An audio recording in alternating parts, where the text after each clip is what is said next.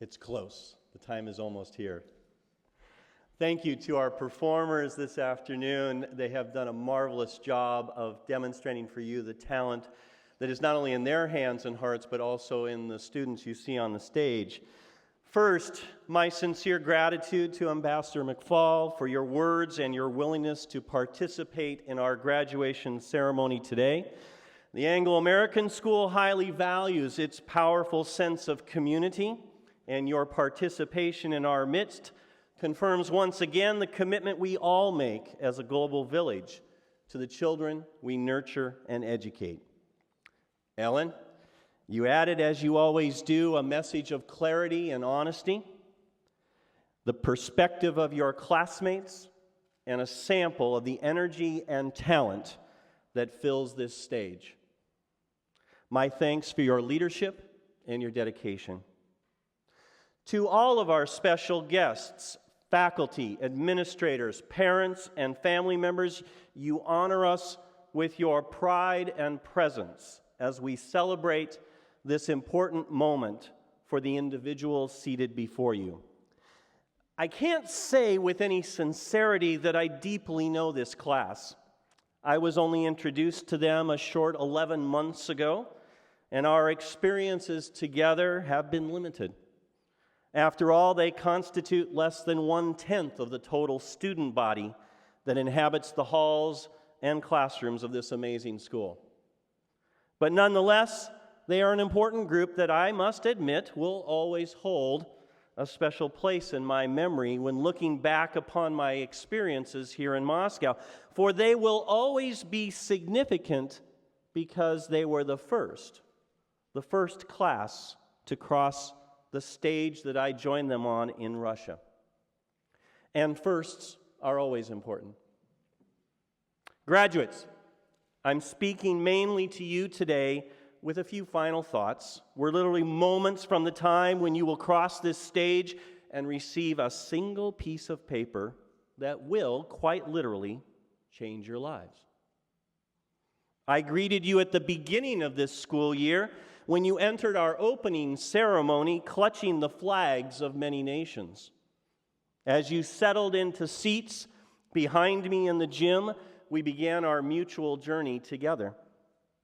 You presented yourselves then, as you do now, an inspiration to the students that were present that day, the little ones down in front, who will eventually follow in your footsteps.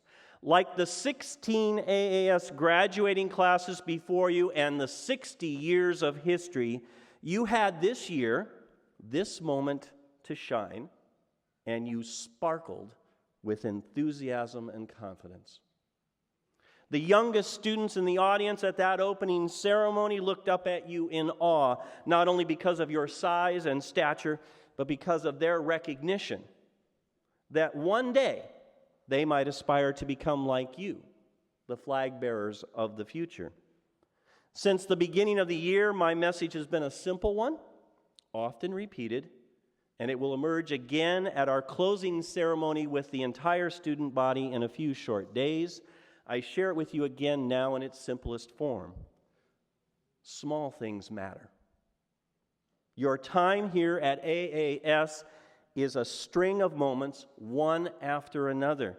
Your experiences are a chain of events, each affecting the next in unique and profound ways. I would argue that what you remember from these individual moments defines you and guides you throughout life.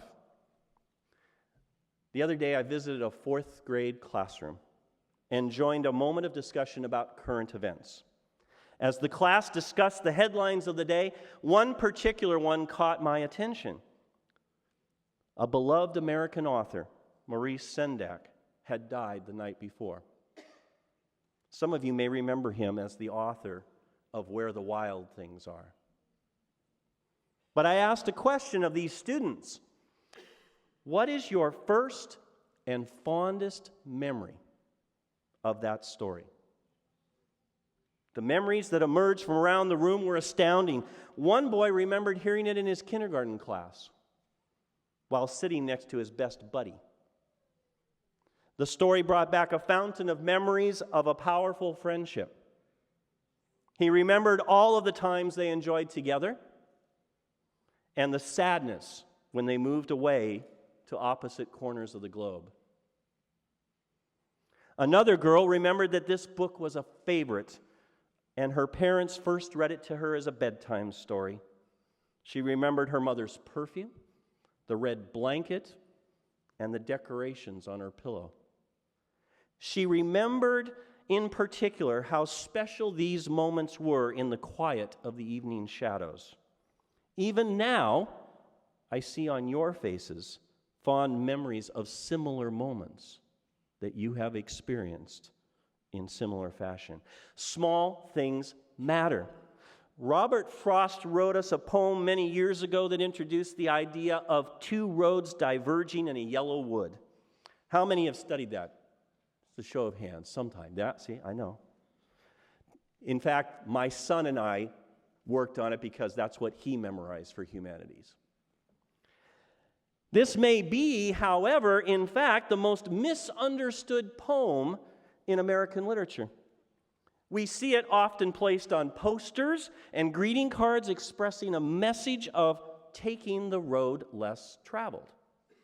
We've used it as the backdrop for many bold decisions and brave choices. But the poem is written somewhat cryptically. So here's a secret for you, and this will help you in English 101 in college. The fact is, the two roads that were found that day were actually almost identical. He writes in the early stanzas that they were worn about the same. Just as fair, no step had trodden the leaves in either direction. The poem is not about jumping off cliffs or struggling down difficult paths. It's more about just simply making choices, making decisions. Not about the less traveled choice.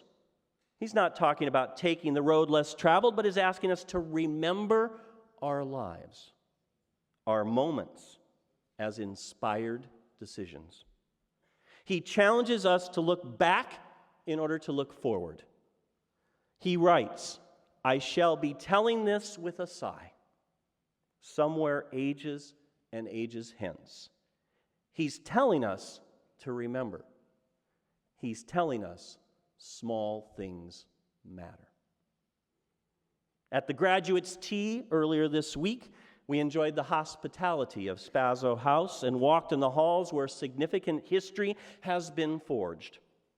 We stared at the pictures of notable individuals who had walked these steps before us, and we could not help but be inspired. I had two conversations on that day that are important for our reflections. One was with the parent who's in the audience tonight.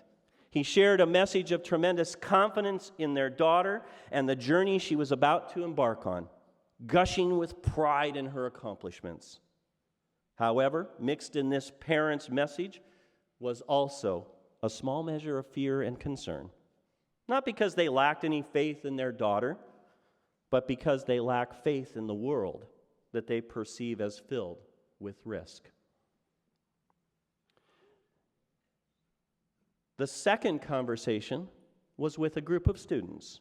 The joy and confidence in the group was amazing. They shared their hopes and plans with me: travel, college, gap years, family, friends.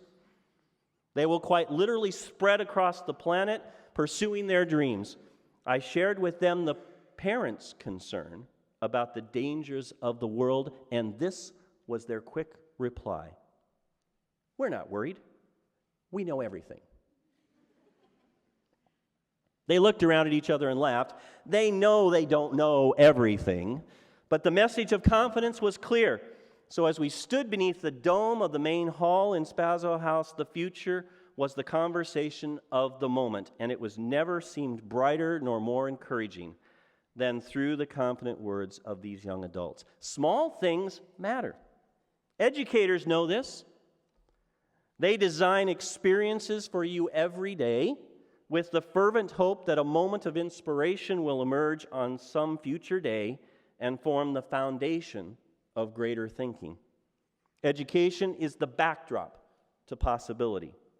After all, how are we to know who among you will profoundly change the course of human endeavor? Who among you is going to inspire or create the inventions of the future? Who among you will cure cancer or stand on the sands of Mars? Who among you will remember a collection of moments in a distant land and build greatness on that foundation? Small things matter. So it's time. Time to do a small thing. Time to shake a hand and receive a piece of paper. Time to reflect and look back. Time to cry and laugh and celebrate and hug. Time to embrace family and friends in gratitude and love. Time to remember and time to live. You deserve this small moment and so much more. My congratulations to all of you.